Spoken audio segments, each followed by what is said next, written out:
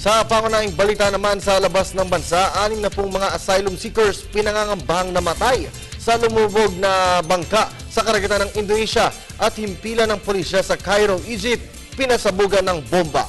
Ito ang mga global balita ni Edwin Eusebio. Pinangangambahang patay na ang may 60 tao matapos lumubog ang sinasakyan nilang bangka sa south coast ng Indonesia.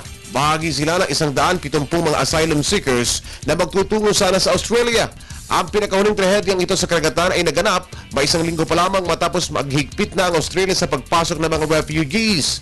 Nagtakda ng patakaran ng Australia na lahat ng mga dadaong na bangka ay ipapadala muna sa Papua New Guinea para sa assessment at posibleng pabahay. Mahigit 100 tao, ang karamihan ay mula Iran at Sri Lanka, ang nailigtas na mga mangingisda sa magdamag. Kinumpirma ng Australian Maritime Safety Authority na patuloy ang rescue at wala namang inilabas na detalye.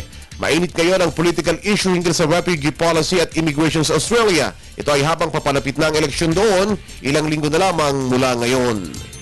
Isa ang namatay at 17 tao pa ang sugatan. Ito ay nang pasabugin ang himpilan ng pulisya sa Cairo, Egypt. Sinasabing sakay ng kotse ang mga hindi nakilalang salarin na nagpukol ng bomba kasunod ng pagtakas ng sasakyan ng mga ito. Ginawa ang bombing isang araw matapos ang pagsasagupa ng mga kalaban at Islamic supporters ng pinatalsik na Egypt President Mohamed Morsi. Unang inakusahan ng Muslim Brotherhood na nagluklok kay Morsi sa kapangyarihan ng army na sila nagpasimuno ng kudeta na naging dahilan para magkahati-hati ang mga Egypt na pinakamataong bansa ngayon sa Arab world.